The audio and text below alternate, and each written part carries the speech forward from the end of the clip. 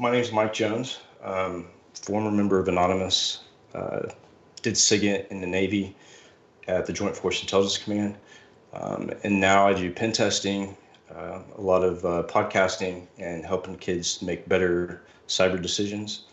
I do a lot of keynote speaking globally. I'm really happy to be here tonight, and let's get started with the presentation.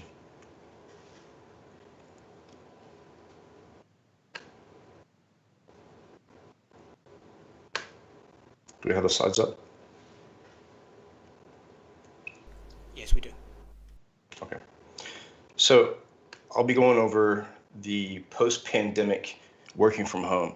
So since the beginning of the pandemic, a lot of people were furloughed, sent home, had to find new jobs, are working from home.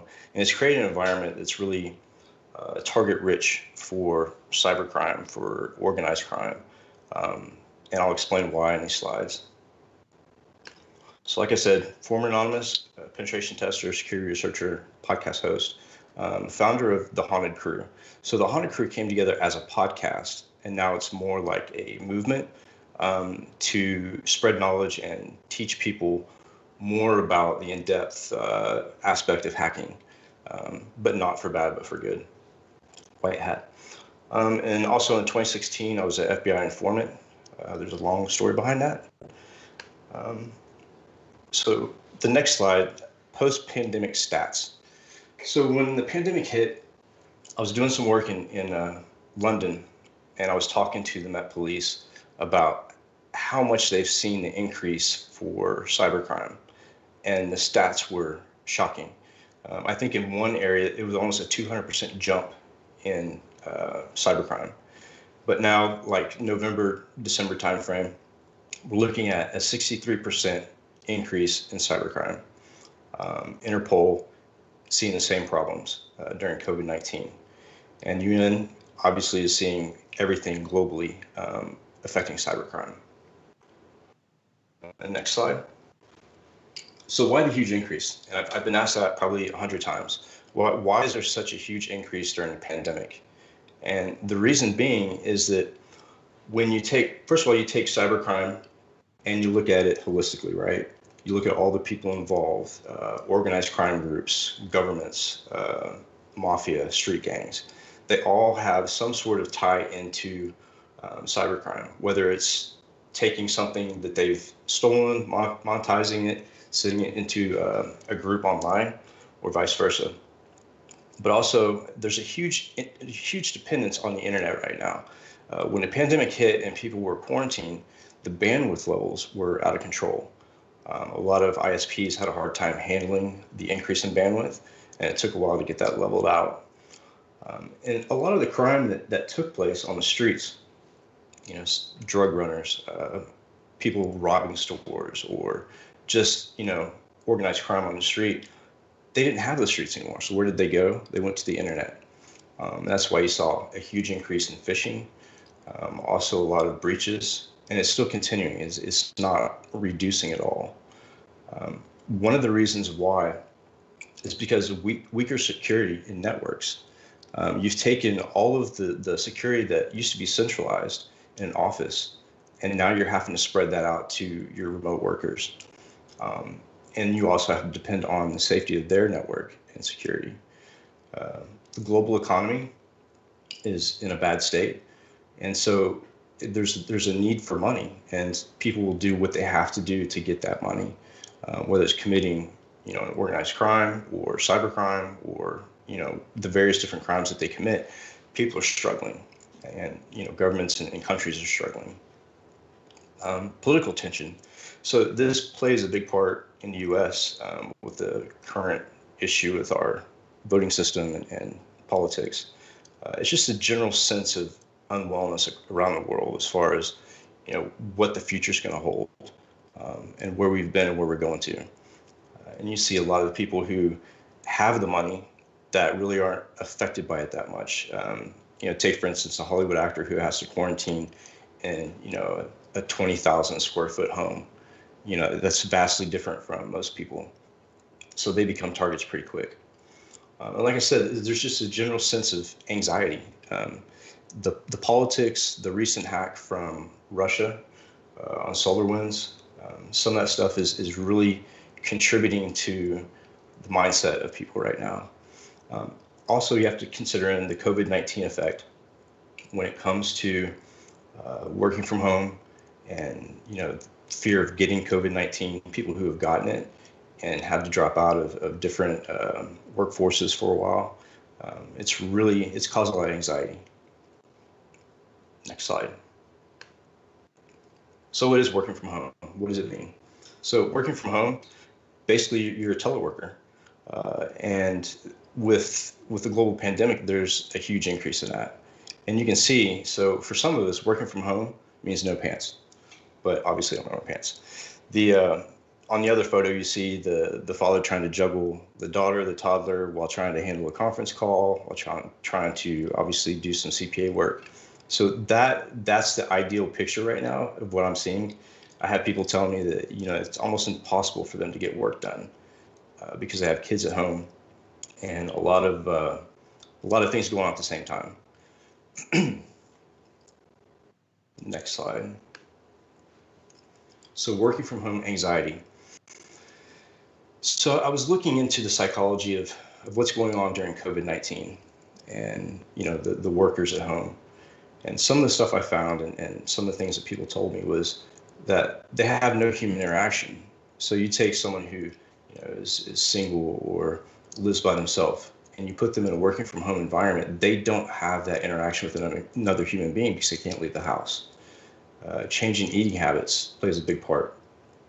And the lack of strict routine plays a huge part because without that getting ready for work, that getting in your car, getting on the tube, getting to the office, you lose those habits, that routine. And when you do that, it kind of throws your life into kind of a tornado, basically. And then you have to deal with the stress of money. Then you have to deal with the stress of COVID-19 and politics and all the above. So it puts a lot of anxiety on all the teleworkers, not just the ones that live by themselves, but basically everybody, especially families. Next slide. So working from home stress and cybersecurity, what's the tie? Really for someone like me or other technical areas, focus isn't on the ones and zeros anymore, specifically. And when I say that, I mean, when I'm in the office or I go in to do a pen test, I'm strictly dedicated to what's in front of me, the job in front of me. There's no outside distraction. I'm in a working environment, so I can focus on what I'm doing. When you're working from home, you kind of have to blend that home life and work duties at the same time. And I've seen a lot of people that the ones and zeros are the ones that take the sacrifice. And I think you'll see that in some of the later slides as well. A lot of people from home and the office as well just want the technology to function. They want the VoIP phones to work. They want the Zoom meetings to work, VPNs, all the above. You don't have that luxury of taking your laptop into the IT admin and saying, hey, look, I can't connect to share XYZ. So it puts a lot of stress on the people working from home. Zoom calls, very interesting one. So Zoom has had its issues during the pandemic. At one point, there were quite a few vulnerabilities associated with Zoom. So those remote video, remote audio applications are targets now because hackers and criminals know that that's how we communicate, basically over video calls. So those platforms are going to be huge targets for a while. Also, who's watching the front door of your network? So in the office, you have your IT admins, you have your cybersecurity analysts, you have the CISOs, you have all the staff collected there in the building with physical access to most stuff, or jump systems where they can get distant platforms. But who's watching your network working from home? Who's making sure that your firewall and your commercial router is kept up to date? Who's looking at your antivirus on other machines? And I'll get more into the environmental issues as far as mixed technology and working from home. So the next slide, potential risks. So I spent some time looking at the dichotomy of working from home and the different relationships that people have with working from home, whether it's a family, whether it's kids taking online courses, all the above. So there are potential risks in that environment, in any working from home environment, unless you have a dedicated line that goes straight from your house to, the servers at work, which I don't know if anybody does. So that home internet connectivity poses other risks when you look at kids online gaming. So on the same network that you have your corporate laptop, you may have, your 15, 16-year-old son on an Xbox, playing Xbox Live with people that he doesn't know. And there's a lot of cyber criminals in gaming systems and streaming alone. I could do a whole nother presentation on that. Other devices connected. So not only do you have your work laptop, maybe your work phone, but you have your wife's mobile phone, you have Alexa, you have gaming systems, you have smart lights, you have surveillance systems. All of that plays a part into the overall threat risk of your environment. And I'll get into some of the really scary parts of that here in a minute. So this is not my office, obviously, but it's a typical work from home environment. You've got the two screens up. One is probably doing work, the other one's probably doing something else. You have your VoIP phone sitting off to the side. Multiple systems. I'm sure there's a cell phone sitting around there somewhere. I'm sure that in the living room they probably have some sort of Alexa device or Chromecast or smart TV. That's your typical working from home environment. Next slide, please. So what is in your net? So I'll go over some of the technology that I took a look at as far as vulnerabilities and what access I can get with those vulnerabilities. So Alexa, the mobile phones I've already mentioned, smart TVs, Chromecast, SolarWinds, hope you don't have SolarWinds, voice over IP, and surveillance cameras. So some of the implications with Alexa, there was a way through cross-site scripting and cores that the hackers were able to access your speech library and voice recordings. So with that alone, if let's say you're in a room and you're on a conference call, and Alexa sometimes listens without you knowing, obviously, and they catch wind of what's going on, through the recorded library, that could lead to its own implications. Plus, they're already in one of your systems if they can access that. Mobile phones. So I did an exploit not too long ago with a forced APK that was double encrypted and went through the security of an Android device like really quick, without any kind of errors, without any kind of, this is really bad software, just straight through. And what did that give me access to? They gave me access to the camera, the microphone, contact list, text messages, GPS location, just a plethora of stuff. Plus, I was able to add persistence to it. So when that phone got rebooted, that APK kept going. And so it gave me constant access. And I was operating a phone via a remote shell and was polling that phone for GPS coordinates and mapped that phone across London. Of course, it was my phone, but you get the point. You could actually follow somebody, figure out where they're going. If they're going to the office, there's your key access. Smart TVs. So in the past, we've seen how the CIA used Weeping Angel and a USB stick to compromise smart TVs and access the cameras. Well, there's several different ways to do that without having to go through the USB physical access. One of them would be actually a lot of people use a smart TV and put it in their DMZ for what reason, I don't know. But that camera becomes more like a surveillance camera with its own vulnerabilities. Also, Chromecast. I did a scan of pretty much the globe back in, I think it was November timeframe. And there were 70,000 Chromecast devices that had public IP addresses. So what does that tell you? It tells you that they don't really look at the security of the Chromecast or where they're putting it in their home network, because a lot of people don't have that knowledge. And it ends up in the DMZ or public facing. Now, with that Chromecast, I'm able to identify what version of Chromecast it is. With a specific tool, I can actually get the GPS location, so I can find out exactly where this person lives. And also, I can stream my own video by interrupting and injecting my own video into the Chromecast feed internally in your own house. And I did a demo for this at one of the other conferences this past year during the lockdown. I just took, a Chromecast, plugged it into a TV, and ran a broadcast alert from the BBC saying that there was a nuclear bomb. And it worked seamlessly. And there's no way to take that control back unless I kill that exploit. The exploit is called CAT. It's a tool that takes advantage of the streaming services and the Google API that's actually in Chromecast and wide open. Voice over IP.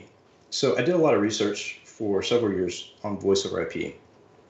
And no matter your level of encryption on soft phones, I can get through that. On my podcast, we talked about this specific type of issue, making my own fake certs, distributing them to the phones, pushing them to the phones.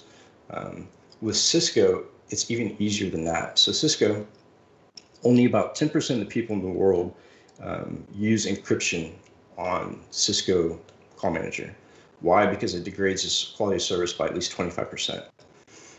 And it slows down because you have to think about the packet decryption, encryption, and the process it takes and the level of quality that you need for a voice conversation like the one we're having now. I can also pinpoint, once I hit that Cisco UCM in the office, probably is where it sits, and there's not a lot of people watching it.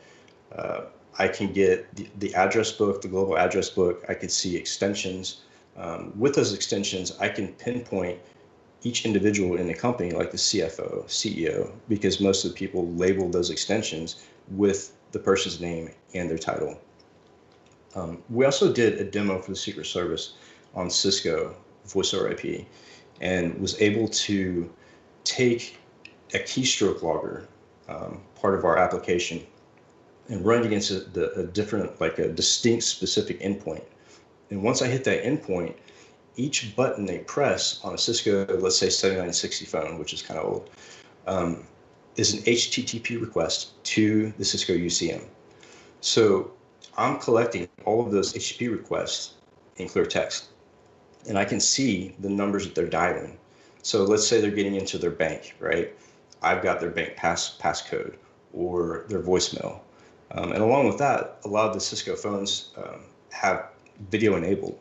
And we have another tool that we use that we can actually intercept that video and record it without them knowing.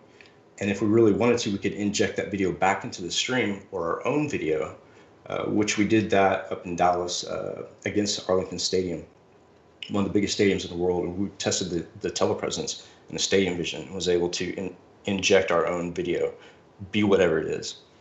So there's a huge issue there. Surveillance cameras.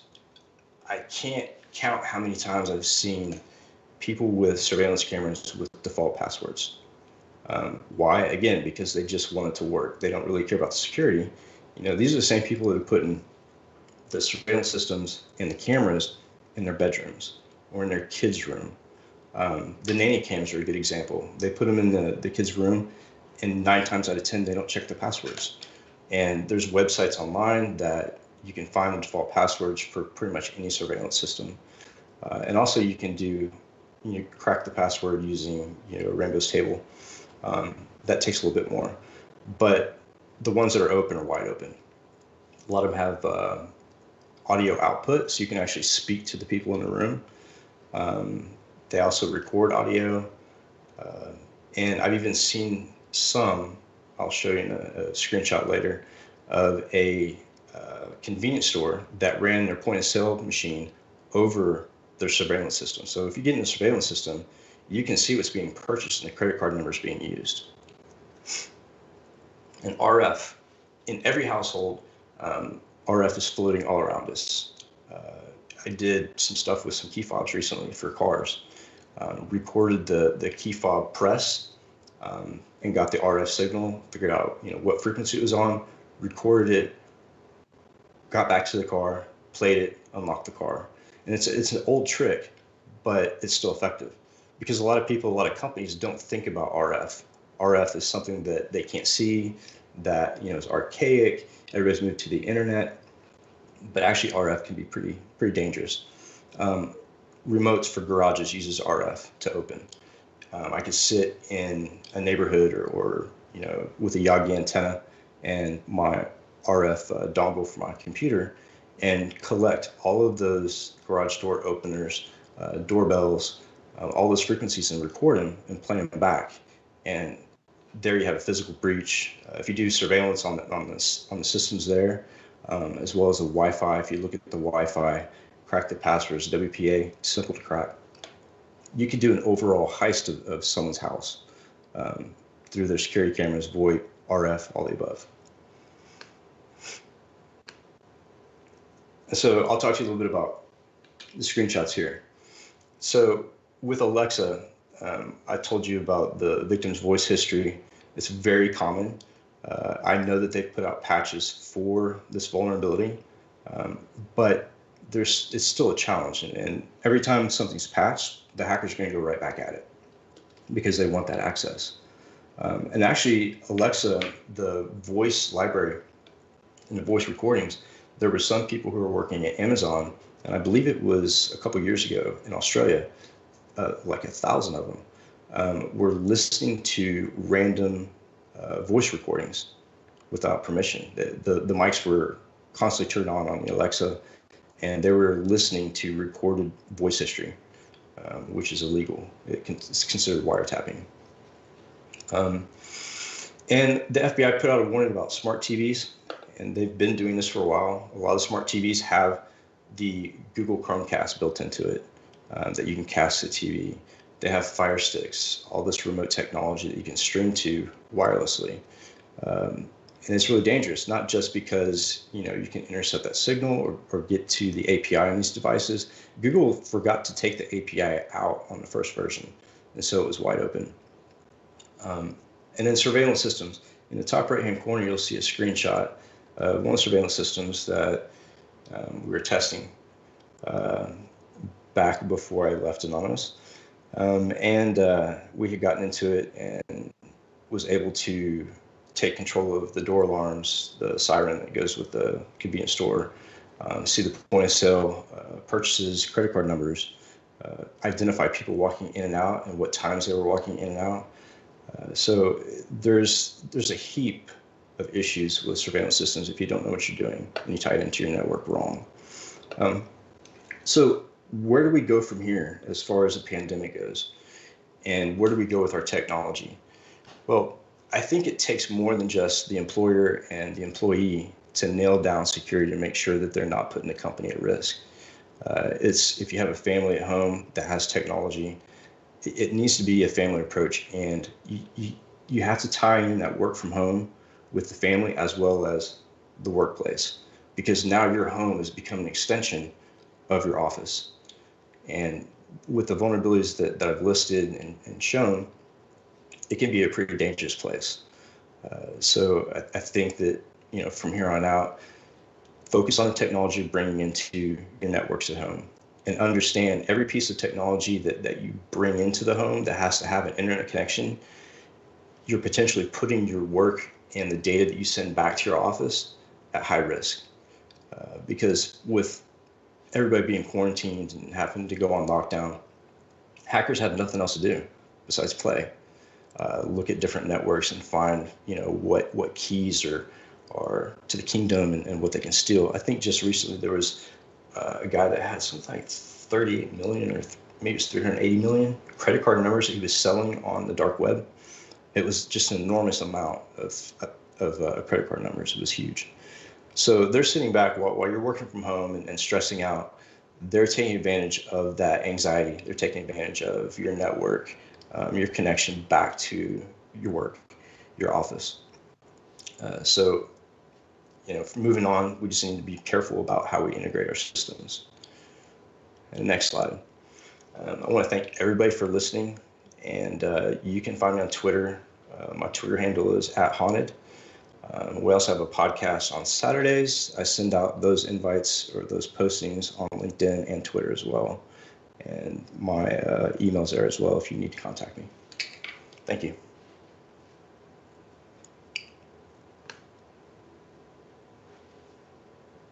Thank you very much, Mike, for a very interesting talk and presentation, very insightful, but slightly worrying, I think, for most people, hearing the stuff you just described.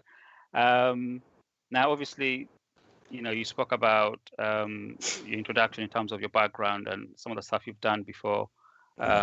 Clearly, you're someone who's, well, versatile and you know what you're doing, but some of the things you described in terms of compromises taking place at people working from home, is this something that can happen on a very basic level, or do they have to be at your level to actually attempt to do those things? There are things that are carried out on a very basic level. I mean, you have kids compromising systems on PlayStation Network, Xbox.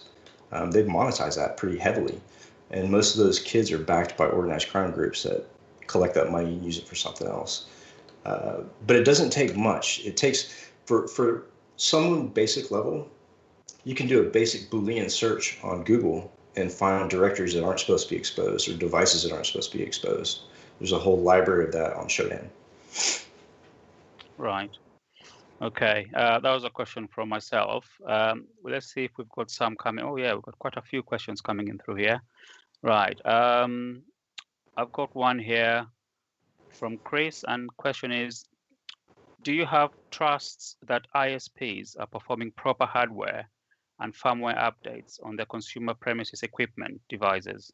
So for example, the free home router everyone gets when they sign up. I'll tell you what, so I'm on AT&T broadband here through an LTE connection. A lot of you know, December 25th, we had a bombing in Nashville, not too far away from here. And it took our internet completely down. And I'm actually running this meeting off of a cell phone with a different connection. But when I was working for different ISPs, I realized that there are so many devices. Let's take AT&T, for example. There's so many devices that they have worldwide. And to think that they go through each one of those systems and patch them, it's kind of a far reach. I can't describe how much manpower that would take for some of those devices, and especially like during Heartbleed and some of those other more advanced vulnerabilities. In order to update that stuff, in order to patch for it, it took some really technical knowledge to do it. And I remember looking at a specific company that was using Telnet to manage their customers' devices, core devices, switches and routers. Telnet. And this is critical infrastructure. This isn't, Bob shop down the road. This is a major utility. So to think that, patching goes on 100% of the time is kind of far-fetched. Maybe I would reduce that to about 80% of the time, maybe. Right. Okay.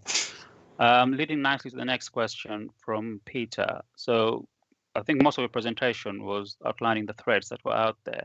So what are the solutions, or what would be the three things that you'd like to give our viewers to take away in terms of securing their networks at home?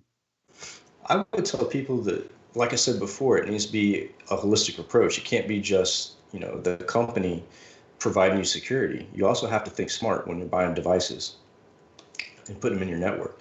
And that should be looked at, every time you buy a device, look at the vulnerabilities that are exposed with it first before you buy it. And if you can't find a CVE or vulnerability, once you get it into your network, take a look at it. Go into the admin panel, change the password, do your updates. And for employers, I really hope a lot of people are using endpoint protection, because without endpoint protection, you're leaving your employees out there kind of on an island by themselves. So that would be number 2. Number 3, stay on top of cybersecurity awareness.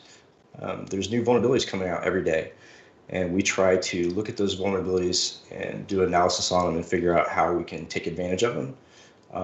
And there's people in the world that are dedicated to just doing that. So while you're trying to get through your cyber awareness training and flipping through and trying not to watch a video, people out there are really focused hard on those vulnerabilities and how to take advantage of them. So, you have to work as hard as a hacker. If you don't work as hard as a hacker to secure your environment, you're going to lose. Yeah, thank you very much for that. I've got another one here from Boy Gains 2000, and the question is, surveillance cameras wouldn't you need to access the Wi-Fi network first? Even cameras with static IPs are connected to the network, be it at home or otherwise. Would I need to access it fast? I'm not sure I understand. With surveillance cameras, would a bad person not need to access the Wi-Fi network first before actually getting access to the camera? Is the question, I think. No, because most of those cameras people put on the DMZ or internet facing, because while they're away from home and they set those alarms and they want those screenshots or those videos sent to them, they don't protect them. So they're already connected to the Wi-Fi. All I have to do is look on the internet for that IP address. And if it's sitting in a DMZ, it's fair game. Okay, thank you. Another question here from Chris. How do you compare the US and UK markets in terms of being on the better regulatory footing to safeguarding the non-techie savvy consumers? I would say that companies like the big tech giants like Google and Amazon and some of the other ones don't really take into consideration their customer security. They're more focused on getting a product out the door and making the money off of it. That security is not their problem. So if you look at Microsoft's kept me in business for a very long time because they put out operating systems that they know have vulnerabilities, and they wait until every Tuesday to patch them. So that gives me, let's say an operating system comes out on a Wednesday. I have until the next Tuesday to worry about patches. So I can go to the systems and take a look at what vulnerabilities exist and see if they patch them. So Microsoft kept a lot of us in business for the past 20 years. Okay. So in other words, the onus is on the providers, the tech companies, the firmware manufacturers, the software manufacturers, the list goes on and on, really. The other question I've got here is in relation to organizations. I know you mentioned about company directors maybe taking cybersecurity more seriously, but with obviously them encouraging the employers to work from home due to the pandemic, what advice would you give to CEOs or company owners in terms of empowering the employers to work safely from home? Maybe get some cybersecurity insurance quickly, because I think we're seeing that networks that we thought were completely safe, take SolarWinds for example, and some of the groups that got hit with the SolarWinds exploit.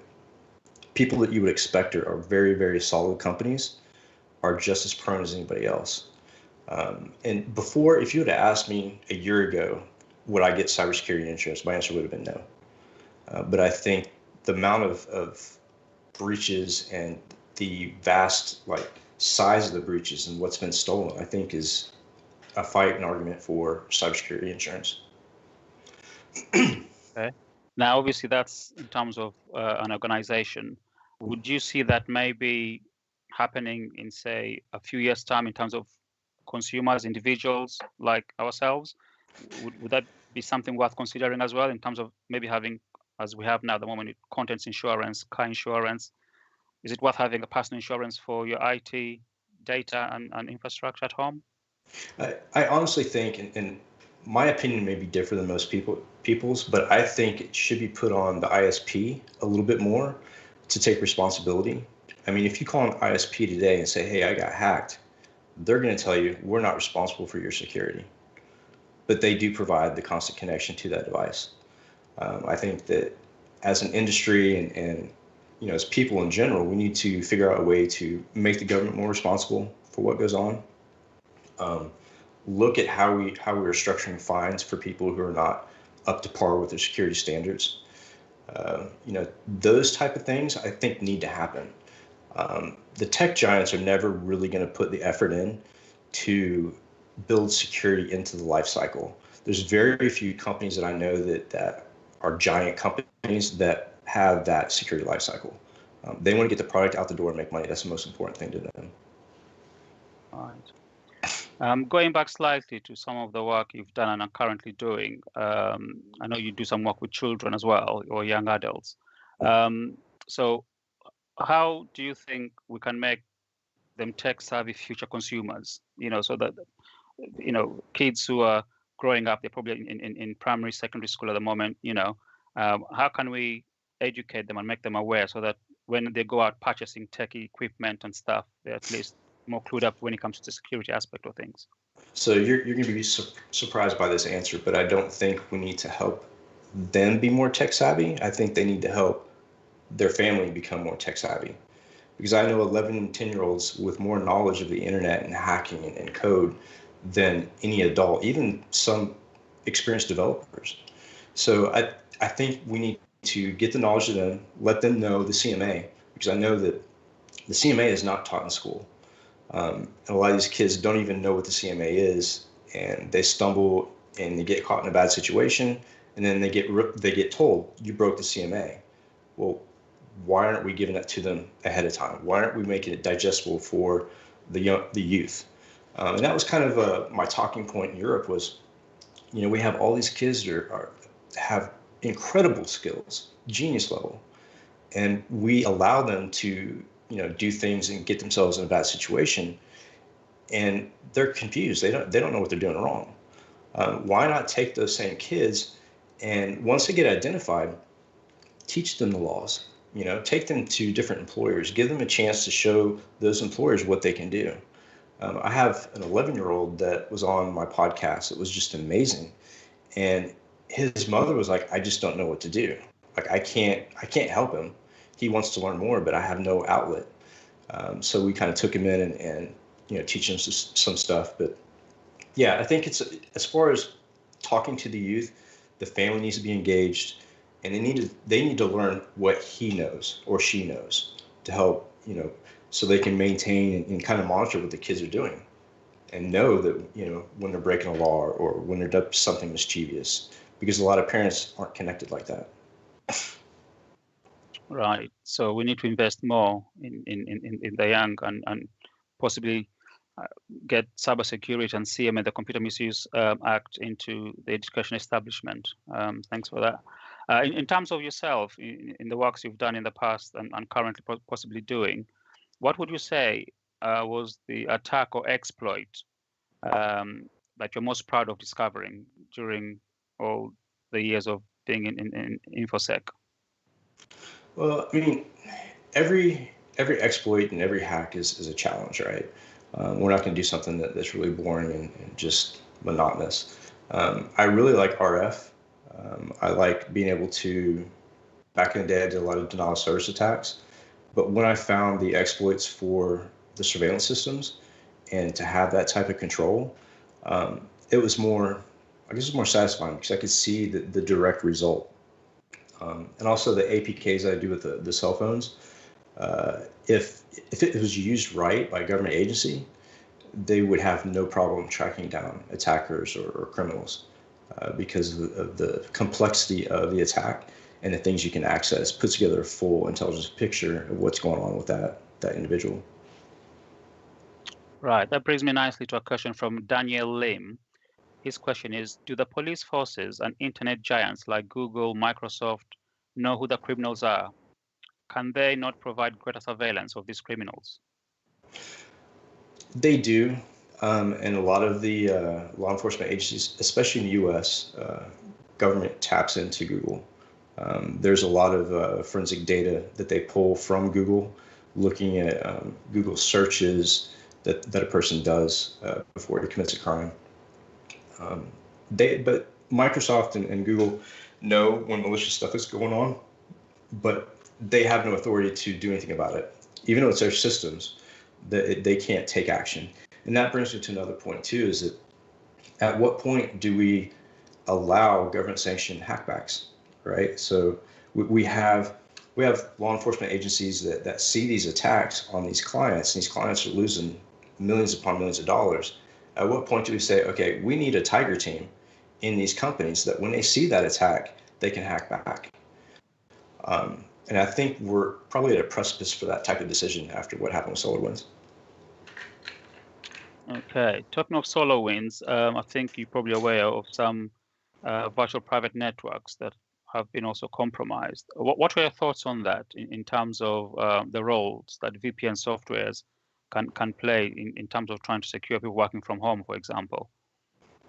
Well, VPNs are only as strong as the devices that they sit on. So if you have a solid VPN system and people are utilizing it 24/7, as long as you monitor what's going on and look at those devices connected to and making sure that those devices are up to date, patched, have some sort of protection, you can probably get by with not stressing about VPN. But the problem is that it's not just that device anymore. Now you have to deal with everybody else's devices in the room. And there's no way that you can protect those with VPN. Okay, thanks for that. One last question. Do you think that bounty services such as Open Bug Bounty are a help or a hindrance in the current era? I don't see bug bounty as being very beneficial, except for the people who are paying the bounties, the companies. It's a free pen test, is what it is for them, and they give off prizes or whatever. It's a very lucrative field to get into. I think there was a 14-year-old who is a millionaire because of bug bounties. So there's potential there for kids to learn a lot and to make some money doing it. But really, it's only benefiting the people, the companies that they're doing the bug bounties for. It's helping solidify their products. I'd like to see more companies do it, but internally as well. Try getting a pen test on an internal network, corporate network, and getting sign off on that and see how much bureaucracy you have to go through to test your own network. Right. Okay. I think that was our last questions. Just want to take this opportunity to thank you once again for your time and coming and making yourself available to speak to our members at the British Computer Societies and the public in general. Thank you very much. It was very insightful, very useful, and I think we might get you back again for another talk in a few months' time to come. Just want to thank everyone for attending today. If you've got any more questions, please feel free to fill them through, and we will try and get them to Mike at some point, and we'll have them on our YouTube channel in terms of the responses. Our next event will be on Wednesday, the 27th of January, and our speaker will be Dr. Colin Egan, who will be speaking about IT-assisted research into color blindness. So that's Wednesday, 27th of January at 7 p.m. If you're available, please do join us, and also spread the word. Let everyone else know, family and friends. I want to thank you all very much for this evening, and please don't forget to subscribe to the BCS Hats YouTube channel. Thank you and good night.